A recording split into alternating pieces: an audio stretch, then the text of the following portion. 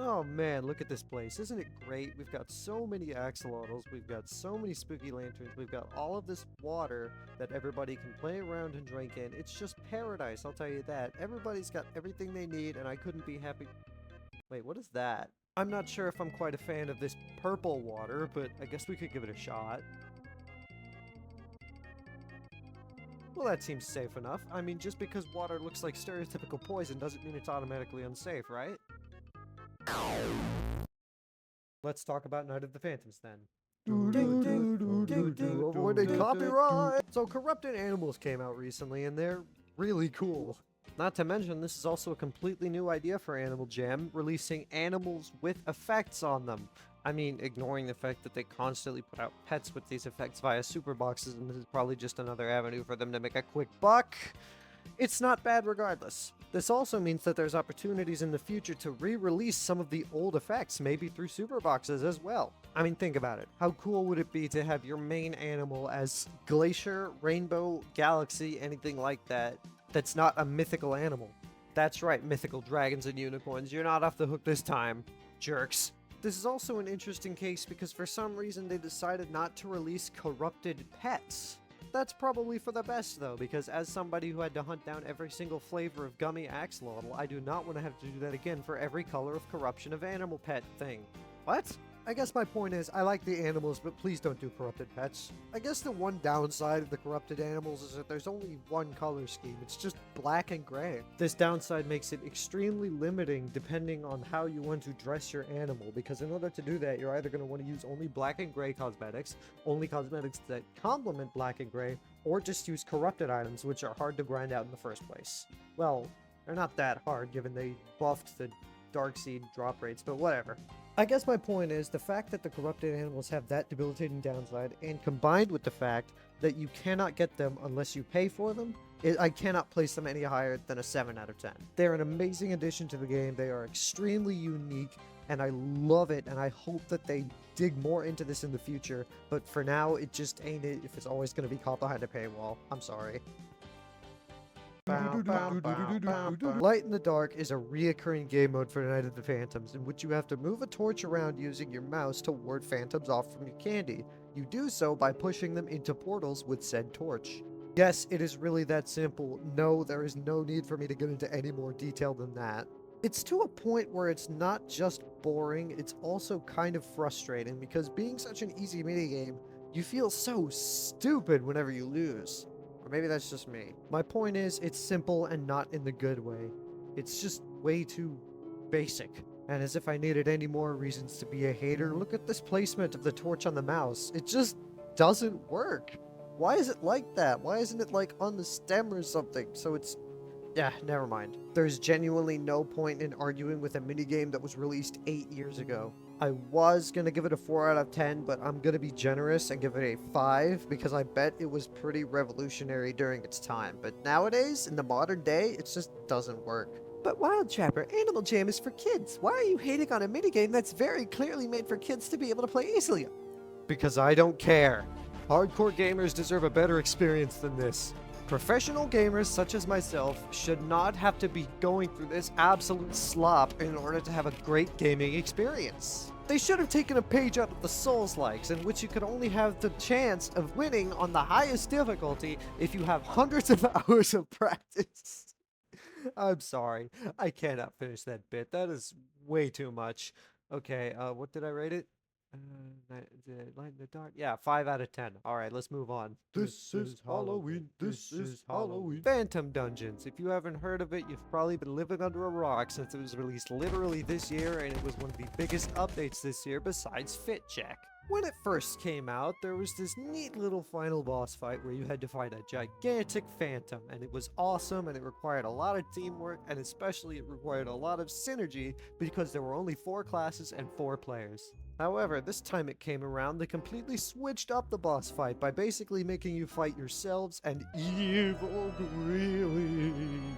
Then you have to hope against hope that all of your efforts have gotten you to the brand new alpha, the Dark Wizard Hat, which I'll be honest, looks really cool. However, it does fall under the Foxtail with a Bow curse, as since it has very many colors on very many different places, most of the combinations are trash. So, along with having to hope that you get the alpha in the first place, you also have to hope that you get a semi-decent combination of colors so you don't get a hat that's going to be worth like 500 sapphires in the near future.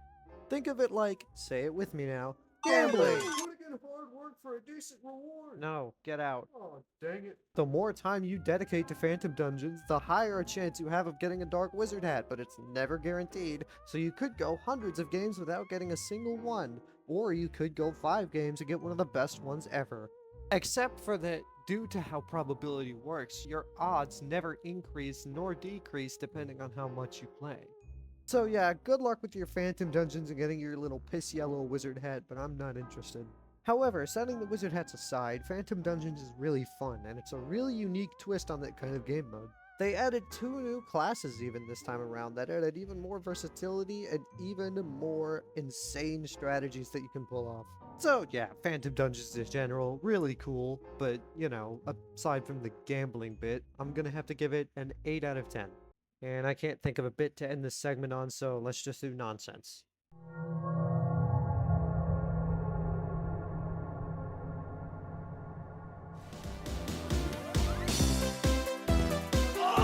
He did the mash! He did the monster mash. Trick-or-treating is a reoccurring feature that has appeared in Night of the Phantom since 2022, having different rewards every year. Since I'm not doing a retrospective of every single Night of the Phantoms and we're just talking about 2024, I'm only going to be talking about the 2024 prizes.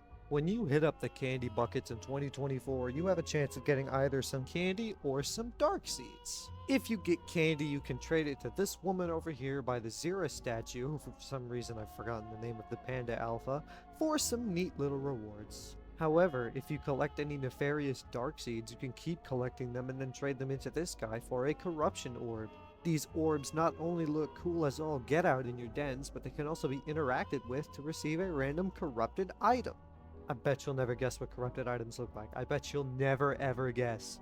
That's right, they look exactly like the corrupted animals. Only they came first because the corrupted animals technically released after, but whatever. I'm very polarized when it comes to corrupted items. I mean, on one hand, some of them look so cool, and the other ones look just like a blackout with extra steps. Finally, I legitimately traded for a blackout spiked collar. I feel so accomplished. Oh, well, I got mine by complete RNG and mine has purple lightning on it and my dad can beat up your dad. I win the end. I mean, genuinely, who thought it was a good idea to give items that have blackouts eligibility for corruption? I feel like it sort of undermines the value of the original blackout items, but then again, this game's economy is already kind of in the toilet. And this is coming from a guy whose most valuable blackout is the Sunshine Cuffs, which are like 500 sapphires on Explorer. But could you imagine if I got corrupted Sunshine Cuffs? It would just be like, oh, 500 sapphires down the toilet for nothing. Good job. But you know what? I feel like I'm being too negative in this video, so I'm gonna say a couple of positive things about corrupted items. I mean, for one, they're just really cool. The black and gray is extremely universal, and the lightning effects on top of it are just, mwah. They look so good. Not to mention, they're more consistent than light side and dark side items, because imagine you opened a dark side chest and you got something that's like poo brown. Meanwhile, that never happens with the corrupted orb. You always get the black and gray and some sick lightning. And that's another thing. I'm pretty sure some of the lightning effects are tailored to the original items that they were put onto, because around the beginning of the event, I got my hands on a banana shoes with yellow lightning on them, and I thought that was just some weird, crazy coincidence, but I'm pretty sure they tailored it to be more consistent with the original colors of the item, which I think is well done. Very well executed. So yeah, in a light attempt to not be a complete Grinch, I'm going to give the corrupted items a very solid, and I believe very fair, 8 out of 10. But as much as I complimented the corrupted items, there are still things that I think are better in Night of the Phantoms in 2024. Like, for example, my end is now. Prepare myself. Yeah, it's super sweet. If I had to describe super sweets using as few words as possible, it would be the polar opposite of light in the dark. I mean, for one, the loot pool this time around is just fantastic. We got some great looking rares, we got some Leilani coins, we've got an exclusive pet, we've got exclusive items, and we also got a new alpha, the clown wig. well, not wig, but hair, but whatever. I'm still gonna call it a wig. The gameplay on this is also a lot more gratifying than Light in the Dark, because instead of just moving your mouse around to evade these phantoms, seriously, that's so boring. You instead get to make all these fancy patterns with fancy other things in order to be able to kill the phantoms and get their loot. In short, it's just way, way better than Light in the Dark. And it also allows me to satiate my pro gamer urges. I mean, just look at this gameplay. It's so complex. The simple-minded person wouldn't be able to understand. No, stop. Are we already out of our own ideas? We're already recycling bits. We did this one earlier in the video. You know what? Let me consult the laws of comedy to see if this is a legal move. Right? Alright, here we go. The rule of 3, a principle that suggests that things presented in groups of 3 are more memorable, effective, and satisfying than other numbers. Okay, I'll run it again, but to save your sanity, I'm gonna play it super duper fast so we get through it quickly. Alright, roll the clip.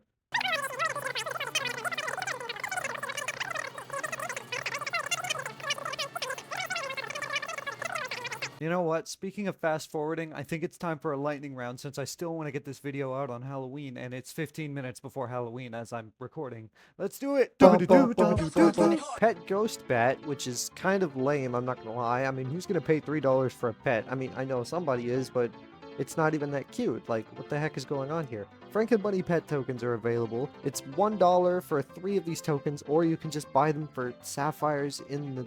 What? What's the point of having the money value deal if you're going to make them purchasable for sapphires? I don't know, man. I'm tired. Skeleton Fox bundle. It comes with a ugly Skeleton Fox reskin and the honestly super cool Skeleton Dragon wings. Yeah.